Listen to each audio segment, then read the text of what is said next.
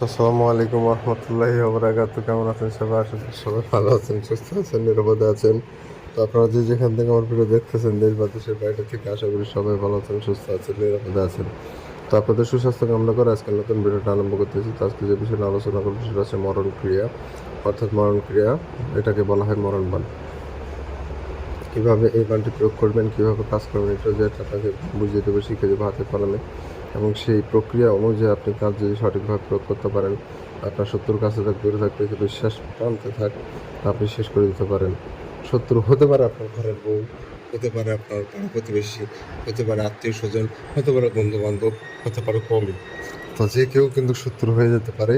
আর এই শত্রুকে দমন করতে গেলে বান মারা ছাড়া কোনো উপায় থাকে না। আসলে দেওয়ালে পিঠ থেকে গেলে আর করার কিছু থাকে না। এখন অনেক সময় দেখা যায় নিজের ঘরের বউ পরকীয়া করে মনে করেন অন্য সম্পর্কে জড়িত হয়ে যায়, ঠিক তেমন অবস্থা বা জায়গা জমিতে ঝামেলা বিভিন্নভাবে কিন্তু শত্রু কিন্তু তৈরি হয়ে যায়। আশা করি বুঝতে পেরেছেন। তো শত্রুকে এমন পর্যায়ে চলে যায় যে টাকা পয়সা, অর্থনৈতিকভাবে বলেন, ক্ষমতা বলেন, বল বলেন, টাকা পয়সা কোনো দিক দিয়ে তার সাথে পেরে ওঠা যায় না। একবারে এক কথায় আপনি অসহায় হয়ে পড়েছেন। ঠিক এমন অবস্থায় আমার এই বানটা প্রয়োগ করবেন, 100% সফলতার সহিত আপনি সফল হয়ে যাবেন। কিন্তু ভুল ভ্রান্তি করার চেষ্টা করবেন না। ভুল যখনই করবেন তখন কিন্তু হিতে বিপরীত হয়ে যাবে। এটা মনে করেন একটু সামান্য কিঞ্চিত পরিমাণ ভুল করবেন, তাহলে কিন্তু উল্টাপাল্টা হয়ে যেতে পারে। কারণ এটা কুফরি মরণ ক্রিয়া কাজ। এগুলা ভুল ভ্রান্তি করা যাবে না। তো যাই হোক, আপনারা যদি আমার চ্যানেলে নতুন এসে থাকেন, প্রথমবারের মতো আমার ভিডিও দেখে থাকেন, অবশ্যই চ্যানেলটি সাবস্ক্রাইব করে রাখবেন। এতে করে পরবর্তী সব নতুন নতুন ভিডিওগুলো দেখতে পারবেন সবার আগে, সবার প্রথমে। তো আমি প্রতিদিন জিন, পরিসাধনা, ব্রান, ব্ল্যাক ম্যাজিক, বিভিন্ন ধরনের তন্ত্রমন্ত্র, কালো জাদু, ব্ল্যাক ম্যাজিক বিষয়ক ভিডিও তৈরি করে থাকি। এগুলো জানতে শিখতে চাইলে অবশ্যই চ্যানেলটি সাবস্ক্রাইব করে সাথে থাকবেন। তো ভিউয়ার্স, যেটা বলছিলাম মরণ ক্রিয়া, এই মরণ ক্রিয়ার কাজটি আপনি প্রয়োগ করতে পারবেন। আর এই কাজটি প্রয়োগ করার জন্য সর্বপ্রথম একটা সাদা কাগজ সংগ্রহ করতে হবে। সেই কাগজের উপরে লাল অথবা জাফরান কালি দিয়ে আপনাকে মূলত নকশাটা লিখতে হবে। জাফরান কালি অনেকে পান না, ম্যানেজ করতে পারেন না। তো লাল কালি আপনি বাজার থেকে 10 টাকা দিয়ে বা 20 টাকা যে টাকায় লাগুক, আপনার কলমটা কিনে নিয়ে আসবেন। কলম কিনে নিয়ে এসে নকশাটা লিখে ফেলবেন। স্কেল ব্যবহার করবেন। কোনো রকম তেড়া বাঁকা বা 19-20 করার চেষ্টা করবেন না, এতে করে কাজ হবে না। আপনার হাতে লিখবেন না, আপনার কমপক্ষে করবেন, স্কেলটা ব্যবহার করে লিখবেন। ডাইরেক্ট একবার হাত দিয়ে লিখতে গেলে তেড়া পাকা হবে, এতে করে সমস্যা। হুবহু যেভাবে আছে ওইভাবে আপনার লিখে ফেলতে হবে, কোনো রকম 19-20 করা যাবে না।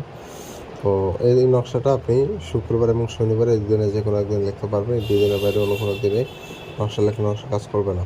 তো অবশ্যই 2 দিন যে কোনো একদিন ধার্য করে নকশাটা অঙ্কন করে ফেলবেন।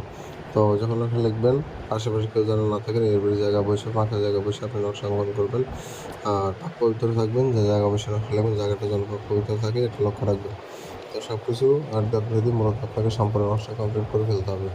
তো নকশা লেখা যখন চলমান থাকবে, নিজের মনটা অন্যদিক ঘোরানো যাবে না। সম্পূর্ণ ধ্যান জ্ঞান নকশার মধ্যে দিতে হবে।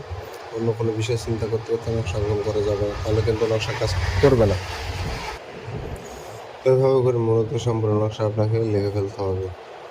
আর এই নকশাটা 10 মিনিটের মধ্যে লিখতে হবে। 10 মিনিটে 1 সেকেন্ড বেশি সময় লাগলে নকশা কাজ করবে না। এভাবে করে মূলত সম্পূর্ণ নকশা কমপ্লিট করে ফেলবেন। নকশা লেখা হয়ে গেলে নকশার নিচে শত্রুর নাম, তার নিচে তার পিতার নাম দিয়ে দেবেন। প্রথমে দেবেন শত্রুর নাম, তার নিচে তার পিতার নাম দিয়ে দেবেন। দেওয়ার পর সুন্দর করে নকশাটা প্রস্তুত করে নিয়ে নকশাটা সূরা নাস একবার করে নকশার উপরে ফু দিয়ে নকশা জাগ্রত করে নেবেন।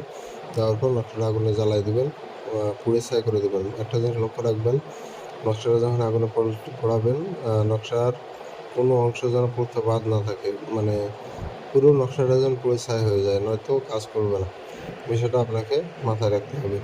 তো এইভাবে করে মূলত আপনার সম্পূর্ণ কাজ সম্পন্ন করতে হবে, তাহলে আপনি রেজাল্ট চলে আসবে। আর ভুল ভ্রান্তি করার চেষ্টা করবেন না। দরকার হলে ভিডিওটা 4-5 বার দেখেন, জানেন, বুঝেন, তারপর কাজ করেন। আর যারা অনুমতি নিয়ে মাথা ব্যথা করেন, তাদেরকে একটা কথা বলি, অনুমতি আমি 2 জন ব্যক্তিকে দেই।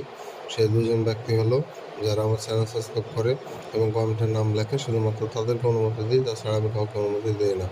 তো এই 2টা কাজ যারা করবে না তাদেরকে অনুমতি দিব না, কারণ আপনার নাম না জানলে অনুমতি কীভাবে দেবো? ওই জন্য আপনি কমেন্টের নাম লিখবেন, যে আমার নাম অমুক, আমি এই কাজের অনুমতি চাই। এই মুহূর্তে এসে অনুমতি চাইলে অনুমতি পাবেন না। এই মুহূর্তে যারা ব্যক্তিগত পরামর্শের জন্য শুধুমাত্র আসবেন, তারা এই মুহূর্তে যোগাযোগ করবেন, তাদেরকে পরামর্শ দেওয়া হবে। তাতে অনুমতির জন্য অন্তপক্ষে আসবেন না, কারণ অনুমতি কীভাবে নিতে হয় এখানে বলেই দিলাম আমি। তো ভালো থাকুন, সুস্থ থাকেন, দেখা হচ্ছে পরবর্তী কোনো এক নতুন ভিডিওতে। সে পর্যন্ত আল্লাহ হাফিজ।